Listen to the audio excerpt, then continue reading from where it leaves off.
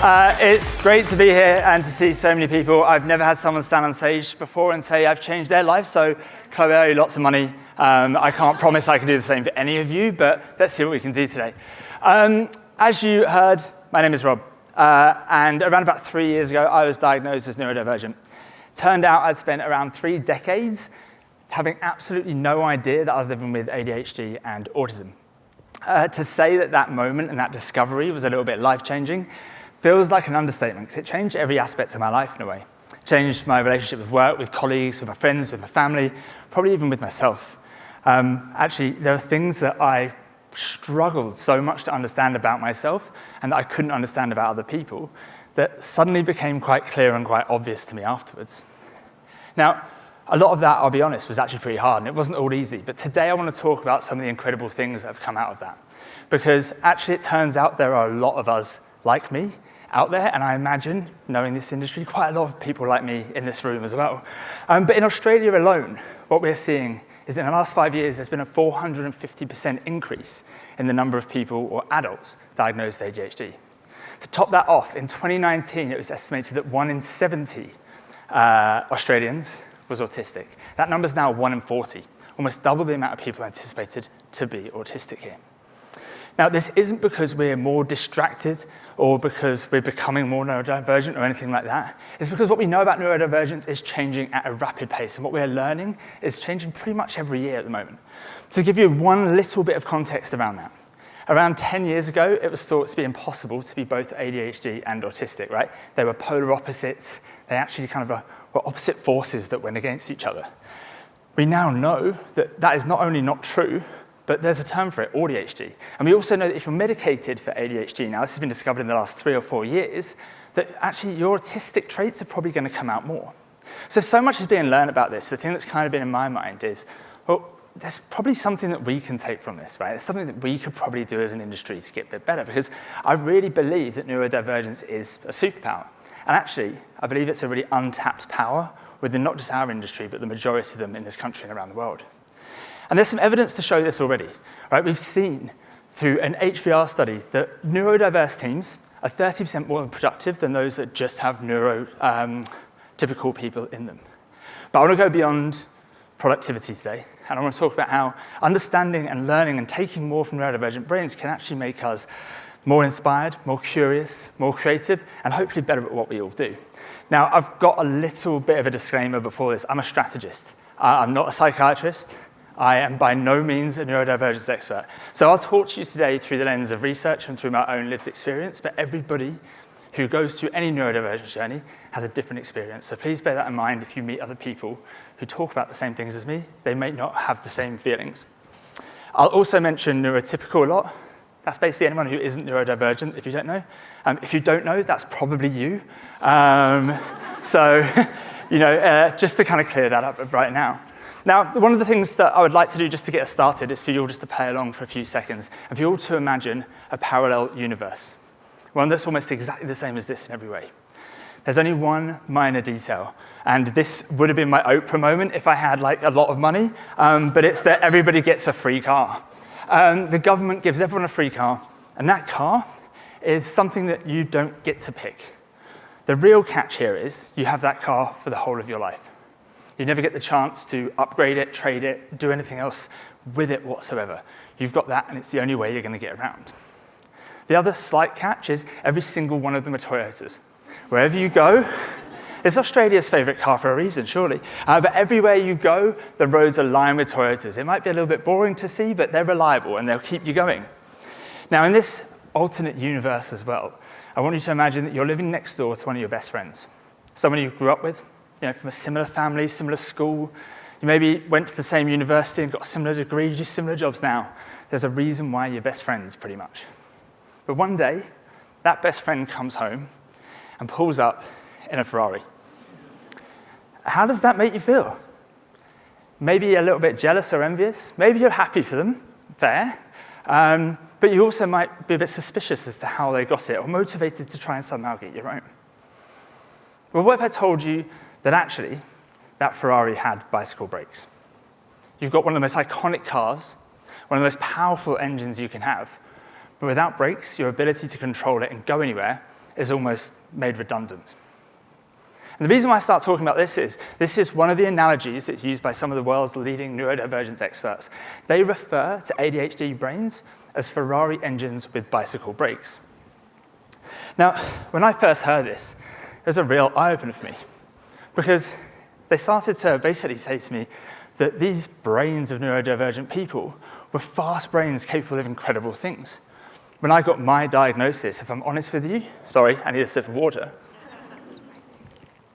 But when I got my diagnosis, I had this very stereotypical view about what both of those things were. I thought ADHD was a naughty kid in the class, the one who wouldn't sit still and was hyperactive, and my mum wouldn't give him a Coca-Cola when he came over. Sorry, my friend Ollie, if he was here, would know that was him. I thought that autism, on the other hand, meant that I'd be good at maths, I liked trains, and I was probably quite socially awkward. If I'm honest, I think I've got Hollywood and movies like Rain Man to thank for that, because those stereotypes aren't really dying just yet. But it turns out I was none of those things. Well, maybe some of them a little bit. But I didn't really identify with that. But what I soon found out is there were a whole heap of other traits that were incredible, that were associated with neurodivergence, that we just never see or hear anything about. Neurodivergent people are meant to be more creative, more curious, more passionate. They have better hyperfocus and empathy, and actually in a lot of cases, stronger intelligence. They're better at pattern recognition, emotional intuition, originality and innovation. They have a more enthusiastic energy and a more acute sense of justice. Now, not every single neurodivergent person has all of these things. But I guarantee if you know someone who is ADHD, autistic, or any of the other neurodivergent aspects out there, you'll probably be seeing a few of these that you identify with them and you know they have in spades in comparison to most other people. And this isn't, again, just because we start to do things differently because we're neurodivergent. It's because our brains are wired differently. They're fundamentally different. They light up in different ways. This is just one example of it. What you're seeing on the right-hand side here now is a part of the brain called the default mode network, or the DMN. You don't need to remember it. It doesn't matter. There won't be a test. But it's essentially responsible for your broad, imaginative thinking, your world creation, your ideas, your creativity.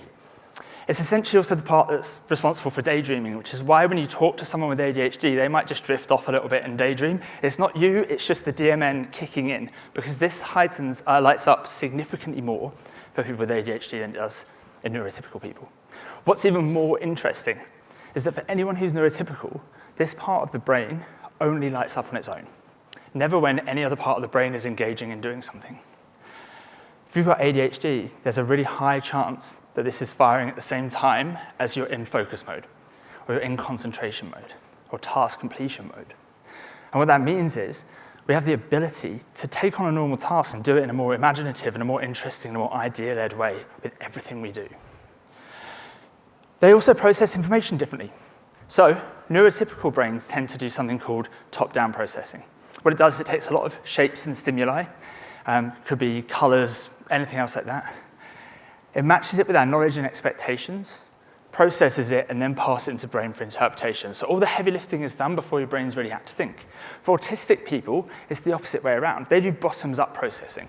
That same stimuli is taken and is pulled into the brain for processing and interpretation at the same time. What that means is our brains are firstly getting knackered quite quickly. There's a lot of work to match all that stuff together, but it means we become naturally better at pattern recognition, at problem solving, at everything else like that. So these are great little traits that we are naturally wired for. The problem is those bicycle brakes that I mentioned earlier mean that we haven't grown up with, and we weren't born with, the ability to utilize them and get the good traits out. So a lot of the time, it's the more negative side that we tend to see coming out and that we associate with the narrative around neurodivergence. What's amazing is that actually this is kind of solvable in a lot of ways. Not completely, but there's a lot that can be done to make this better. And there's two big things that can really help it. The first of all is the right training. That could be taking medication. It could be doing brain training. It could be mental mindfulness. Actually, one of the things that's really incredible about this that blows my mind every time is balancing and juggling is really good for ADHD. So you actually have some psychiatrists that make people stand on balance boards to see how long they can do it, and it does something that makes you better. When you start to do all of that, you can build your own processes, your own ways of doing things. But the problem is you've also got to have the right culture in place. And the right culture means we've got to be surrounded by the right people who are going to basically allow us to break free of the status quo and do it our way. And that's where the real test comes in. Because the reality is that we are living in a neurotypical world. Our world and everything about it was built for neurotypical brains. The 9-to-5 workday, the way that we do meetings, the processes we have, the tools that we have, even the lighting in our office is all built for neurotypical brains. Actually, a study has shown that around about half of the disabilities that neurodivergent people experience in the world are from friction of living in a neurotypical world, not ones that are inherent to us. And that is quite staggering. So I thought about this a lot, and one of the things I always thought was like, what would happen if we flipped the script? What would happen if neurotypical people had to do things the neurodivergent way? Well, the reality is I don't think that should happen. It would probably be chaos. I've been inside my own brain. I know what it's like, and I think it would be absolute madness for most people. However, there is something in this that I really liked, and something that I wanted to explore more. And that was 2 questions. First of all, what if we could show the impact of neurodivergent first traits on our work? So all the ones I showed you earlier, if we could show they make us better at our jobs. And secondly, what if we could help neurotypical people to think like us? If we could do that, you'd probably be more prone to doing things our way and changing your processes and ways of working. But hopefully as well, you'd all be a little bit more neurodivergent, a little bit better. So I took to all of, I say that in a nice way. But I took to all of you, and I had 136 of you in this room surveyed to tell me which of those traits you thought were going to be best at impacting your job. And then I had 43 willing guinea pigs who put their hands up and said they'd do a 2-week experiment with me. And these are the people that I really want to thank even more, because I didn't know the majority of them. And actually, they're a mix of neurotypical and neurodiverse people from all across the industry, all the places you're seeing here. We've got holdcos, we've got indies, we've got clients, we've got media partners. These people gave up 2 weeks of their life, basically, to do something with me. It wasn't that bad, but to do something with me every day. What we then decided as we started to look at those survey results was there was 3 areas of focus. We're going to look at pattern recognition, hyperfocus, and curiosity. I've got loads of information on this study that I can share separately, but I've only got 16 minutes today, so I'm going to carry on. And what we did is we broke everyone into 3 groups. For each group, we gave them a morning activity to do before work, a behavior to do during the day, and a reflection to do in the evening. For the pattern recognition group, that was a daily word puzzle. They then had to look out for patterns throughout the day and anomalies, and then they had to write in a journal in the evening. Pretty easy. For the curiosity team, we created a curiosity agent where every morning before work they could say, give me something new to read. They read that, they put a social media blocker on their phone throughout the day and tried to do something other than social throughout the day, and then they kept a curiosity journal. And finally, for the focus group, we asked them to do a daily meditation or breathing exercise in the morning, have distraction-free periods, 25 minutes, earplugs in, no notifications, and work on one thing. And surprise, surprise, a journal in the end. There will be a link at the end that you can scan to get all of these, plus about 20 other brain training exercises to do for these skill sets if you're interested in this. But I just want to move on to what we found out, because it's pretty staggering. First of all, the exercises did what they said on the tin, right? They were effective.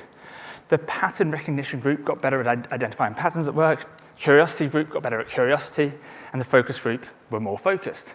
That could have been a win in and of itself, but what we found next was more interesting. Most of these groups said that actually their overall work output got better. So people believed they got better at their jobs by doing these for 2 weeks. And now this shows it for everyone. If I show that just for neurotypical people, every single person that came into it said they got better at their jobs. So that says to me, without a shadow of a doubt, because we all know that 48 people is statistically significant to do this, that yes, there is an impact of neurodivergent first traits on our work, and yes, neurotypical people can think more like us. So to go back to the very first question we had at the beginning, yes, neurodivergent thinking can make us all better at our jobs. But it says something more to me than that. Actually, what it says is that neurodivergent people and neurodivergent minds should be essential for every team. Because they will be able to do things that neurotypical people aren't necessarily always hardwired for. They will also be able to help that group and that team to think differently, to approach things in new ways and start to do things in different ways. And with today's whole theme being dare to change, I kind of wanted to leave on a dare to change ambition. I've been working with the MFA on this, and we want to become the leading Australian industry for embracing neurodivergent thinking. The thing about that is we don't, thank you to the person who clapped, I like that. But here's the thing, look, we don't know this, we want to get researchers and people to work with us, but we don't know exactly what this looks like yet. So my ask for you is to dare to change with us. If you scan this, we want neurotypical and neurodivergent people in this. You can register your interest to get involved either a little bit or a lot. But also within that, and I know that some people who are coming up later have got really nice microsites for things. Mine's a beautiful Word doc. But they'll also find a list of all the exercises. You'll find resources. So we've got books, podcasts, articles, publications to go to read about neurodivergence, and a place where you can give me feedback, questions, or get in touch with me. I would love to get as many people in this as possible, and that's the long-term goal. But right now, I think there's 3 things that you can do. First of all, take a second to read some of those things and learn about neurodivergence, especially if you're neurotypical. Secondly, if you know someone who is openly neurodivergent in your team, and please make sure that they are happy talking about it, ask them how they want to work. That's one of the things that makes me happiest is when someone wants to know about me and wants to do that. Maybe change how you work with them. And finally, try some of those brain training exercises because you might just find that you get a little bit better at what you do every day. So with that, I'll leave you with a QR code again and say thank you.